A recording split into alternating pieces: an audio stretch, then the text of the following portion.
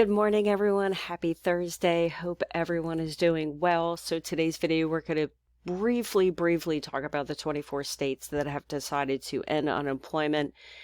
But the big news, the breaking news was I was able to find a list of all 50 states and their work search requirements. I was going to spend the entire weekend literally looking up every single state and checking and trying to find their work search requirements because I know people have been asking for it.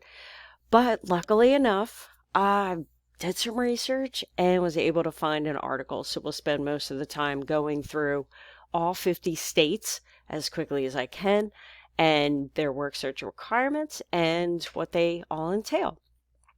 So as you can see, here are the 24 states that have decided to end unemployment. This includes PEUC, PUA, as well as the extra $300 a week. But please note that Alaska and Ohio are only cutting the extra $300 a week.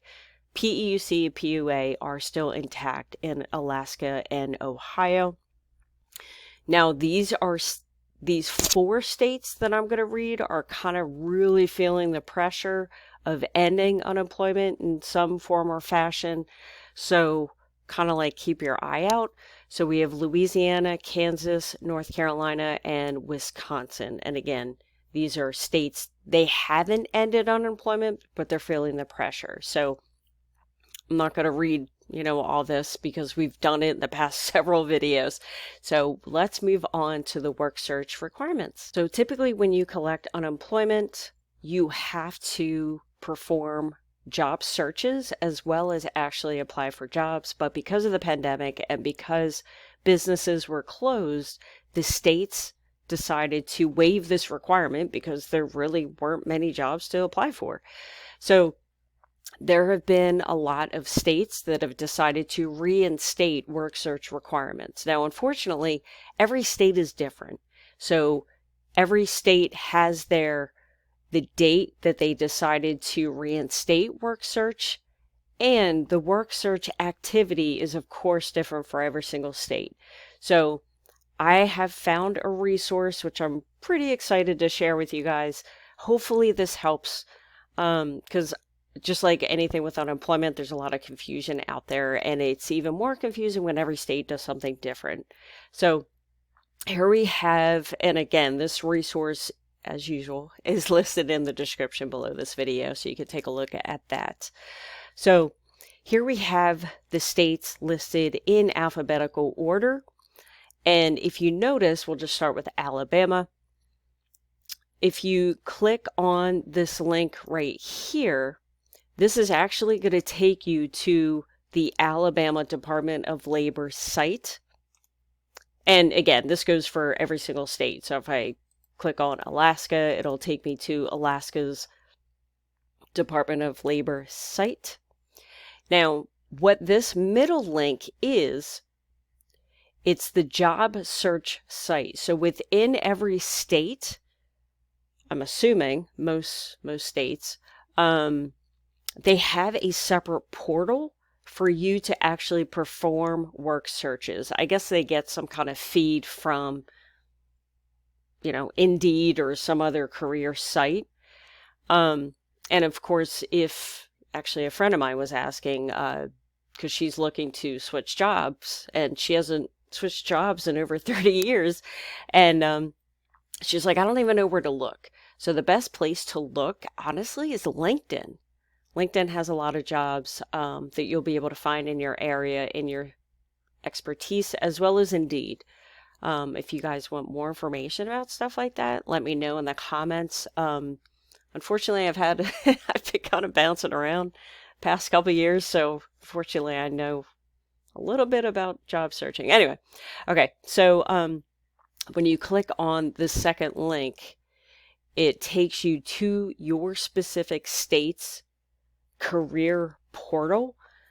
Chances are you probably have to create a login, and it actually tracks, at least I know the one in Pennsylvania, it actually tracks exactly the jobs that you're searching for. Like, it tracks all that stuff.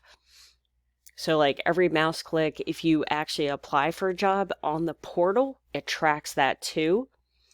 So we have the Department of Labor website, and then we also have here the work search or the career search portal.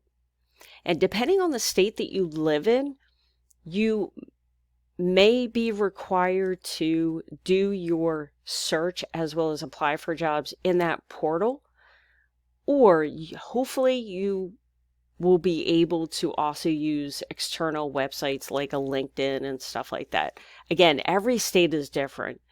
So then the next column is the minimum required amount of job search contacts and activities per week. So this is kind of like a gray, well, I don't want to say gray area, but so depending on the state, they want you to perform a certain amount of job searches. And what they mean by job searches most of the time is they want you to actually apply for jobs.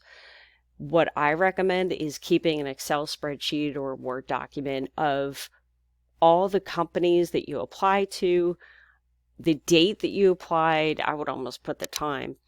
And a lot of companies now give you an email as a receipt that they did indeed receive your application. So I recommend saving, create a folder in your email, save all that stuff, because you never know if, we'll be audited, right? So this column here talks about, the work search activities that you have to do. And then this column here talks about the actual date in which they decided to reinstate work search requirements. I forgot to mention that if you have an interview in some states, that does count as one work search requirement. And again, every state is different, so who knows, maybe it counts as two, I don't know. But yeah, you definitely want to get the specifics for your specific state, just to make sure that all the requirements are met. So I'll just quickly, I don't want to bore you and read you all this stuff, right? Because all 50 states are listed here, and they're at the top of the website. Where is it? Right here. Details are up to date as of May 25th. Updates will be made periodically. So definitely check back, definitely bookmark this site. It's pretty helpful. So I'll just quickly go through here, and you guys can, find your state and then find your date, or you can, of course, just simply click on the link below the video in the description box. I know I get a lot of people in Pennsylvania, so it looks like July 11th, they're looking to reinstate. Also, if you do live in the state of Pennsylvania and you want me to start doing Pennsylvania-specific videos, definitely let me know. I can start to do research on like the most problems that people are experiencing, because as we know, the systems are, can be a little troublesome.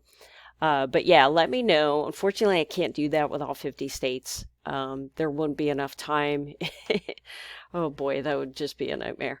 But yeah, let me know if you guys want Pennsylvania specific. So that's all I have in today's video. Hopefully it was helpful. Thanks for watching, and I will see you on the next one.